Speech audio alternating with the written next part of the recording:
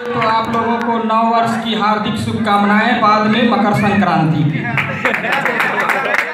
मैं आप लोगों को हंसाने के लिए आया हूं। जैसा कि यहाँ के कोऑर्डिनेटर श्री आलोक सर ने कहा कि थोड़ा हंसी भी हो जानी चाहिए, तो मैं हंसाने के लिए आया हूं।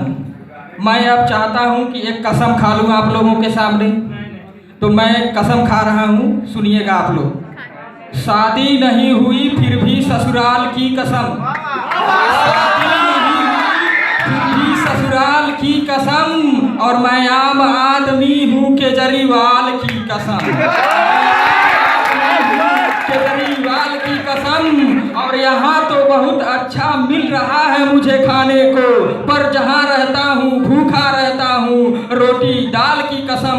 और मैं कह रहा हूँ ये कि जो भी सुनाऊं, अच्छा हो या बुरा, आप ताली जरूर बजाइएगा, क्योंकि आपको इस पूरे पांडाल की कसम, पांडाल में बैठे हुए हैं तो मैंने आपको आप ही का कसम दिला दिया। इसलिए आपका कर्तव्य बनता है कि अपना जान बचाने के लिए ताली जरूर बजाइएगा। अब मैं कुछ कविताएं सुनाऊंगा, आप लोगों को हंसाऊंगा। तो मैं कहना चाहता हूँ जो उसमें त्रुटियां होंगी, क्योंकि मैं तैयारी के साथ नहीं आया हूँ, जो त्रुटियां होंगी उसको आप क्षमा करेंगे, क्योंकि मैं छात्र हूँ तो क्षमा के पात्र हूँ। और मैं आप लोगों को एक छोटा सा कविता सुनाना चाहूँगा अपने भाइयों के लिए। आजकल क्या चल रहा है कि फटा पैंट और अधकटा बाल चल रहा है, तो मैं छोटा सा कविता लिखा हूँ, ये मेरे लिए भी है, मैं भी फटा पैंट पहनता हूँ। तो आप लोग मन में गाली मत दीजिएगा और मन करे तो दे लीजिएगा। तो मैं 4 लाइन यूँ पढ़ूंगा कि जब से ये मेरे भाई हनी योयो के दीवाने हो गए, जब से ये मेरे भाई हनी योयो के दीवाने हो गए, तब से इनके नए कपड़े भी फटे पुराने हो गए, फटे पुराने हो गए। और पहले करता था बाल महीनों में मेरे यार, और पहले करता था बाल महीनों में मेरे यार, अब तो नाई के ही दुकान आशियाने हो गए, अब तो नाई के ही दुकान आशियाने हो गए।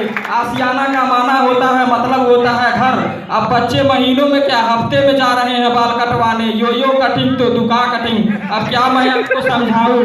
और एक लाइन ये है कि पहले था धोती कुर्ता बापूजी का और पैंट शर्ट सज्जनों का, अब तो इनके टी शर्ट सामियाने हो गए, अब तो इनके टी शर्ट सामियाने हो गए।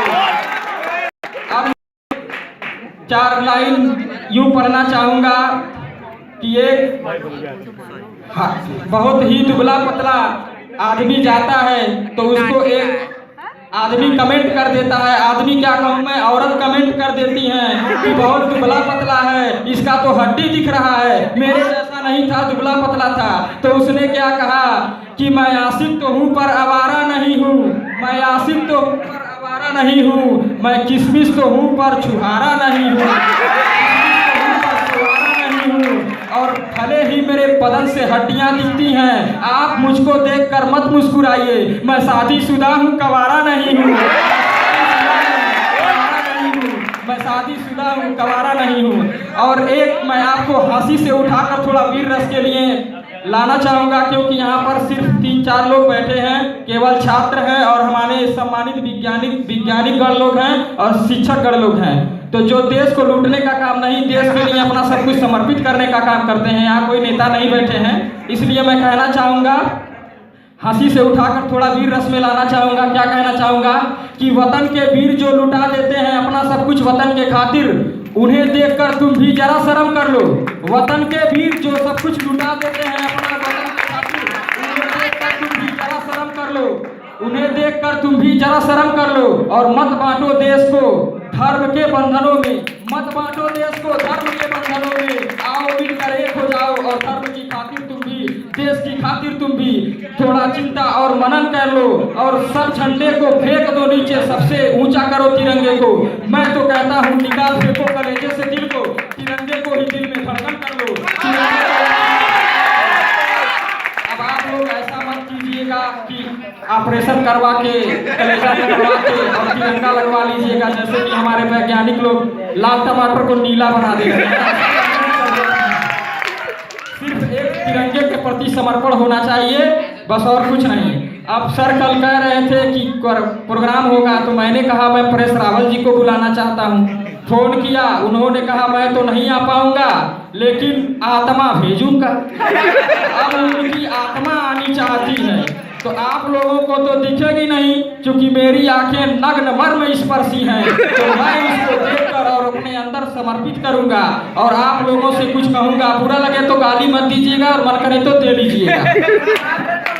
और अब देखिए आ रहे हैं परेश रावल जी, किस तरह आएंगे। आप लोगों ने हेरा फेरी फिल्म देखा होगा, देखा है ना?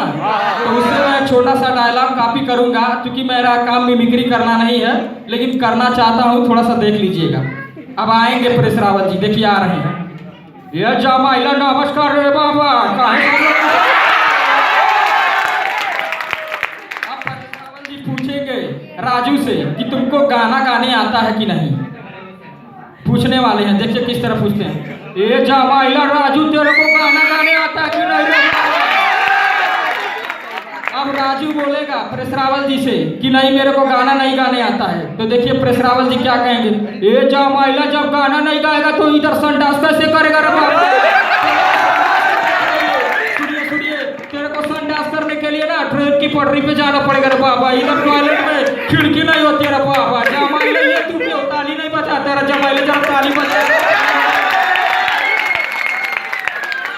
अब मैं परेश रावल जी को विदा कर रहा हूँ। जैसे भटकती आत्माओं में एक आत्मा मुझे तंग कर रही है। सर कल बोल रहे थे कि भोजपुरी में कुछ हो जाना चाहिए, क्योंकि यूपी बिहार वाले हैं, खाटी माटी के खटे हुए लोग हैं हम, तो भोजपुरी में कुछ हो जाना चाहिए।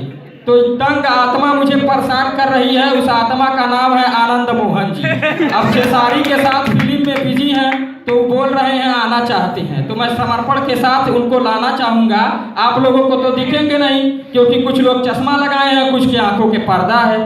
तो मैं बुलाना चाहूँगा उनको, और देखिए किस तरीके से आते हैं। नमस्कार करेंगे, आप लोगों को स्वीकार कीजिएगा। नमस्कार। और उनकी बीवी भी आई हैं, तो आपको चाय पानी वो पिलवाएंगे। अगर आप लोग उनका आवाज़ सुने होंगे तो बड़ा इंटरेस्ट आएगा, नहीं सुने होंगे तो कोई बात नहीं है, सुन लीजिए। अरे सूरज अरे लड़मुरिया कमाई देखो रे इतना जनता लोग आई बा, तरी तरह के भेली कुर्सिया के तरी पानी पियाओ न रे। अरे बच्चों न के बच्चे बैठे हैं, कुछ भी नहीं पानी नहीं पिए, तनी को बुलाओ और कुछ पानी नहीं पिलाओ। और हमारे यहाँ सम्मानित आलोक कृष्णा सर बैठे हैं, जरा तुम लोग इनके लिए ताली नहीं बजाओ।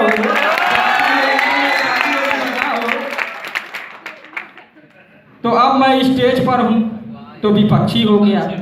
आप लोगों के लिए नहीं, वैज्ञानिक और शिक्षक लोगों के लिए ये नहीं है, सिर्फ छात्र भाइयों के लिए है। आप सामने हैं, आप पक्षी हो गए। आप सामने हैं, आप पक्षी हो गए, और बार बार मुझे देख के मुस्कुरा रहे हैं, इसलिए रात में देखने वाले पक्षी हो गए। और आप सब लोगों से गुजारिश है कि रात में देखने वाले पक्षियों के लिए एक बार जोरदार ताली बजाइए। अब आप लोग अपने लिए भी बजा लीजिए। और रात में देखने वाले पक्षी सदैव उल्लू होते हैं, ये भी बता दें। अब मैं हास्य से एक बार और आपका रुख मोड़ना चाहता हूँ, और अंत में एक शायर थोड़ा सा बोलना चाहता हूँ कि बहुत पवित्र और अजीब धरती है ये भारत की, इसके सीने पर तुम कट्टरता के बंदूक को मत दागो। बहुत पवित्र और अजीम धरती है ये भारत की, इसके सीने पर तुम कट्टरता के बंदूक को मत दागो। और जो वृक्ष लगाए हैं अबुल कलाम और पटेल ने मिलकर, उन्हें तुम मोम के कतरे की तरह मत काटो, उन्हें तुम मोम के कतरे की तरह मत काटो, उन्हें तुम मोम की कतरे की तरह मत काटो। और यहाँ सदियों से रहते हैं सब मिलकर, किसी के सर पे तुम तोहमत के बोझ मत ला दो, किसी के सर पे तुम तोहमत के बोझ मत ला दो। और यहाँ तो सब मिलकर एक साथ रामनवमी और ईद मनाते हैं, यहाँ तो सब मिलकर रामनवमी और ईद मनाते हैं। तुम यहाँ के लोगों को कागज के टुकड़े की तरह मत काटो, तुम यहाँ के लोगों को विदा देना चाहता हूँ। धन्यवाद। कुछ अच्छा लगा हो तो फिर से एक बार ताली बजा दीजिए। आप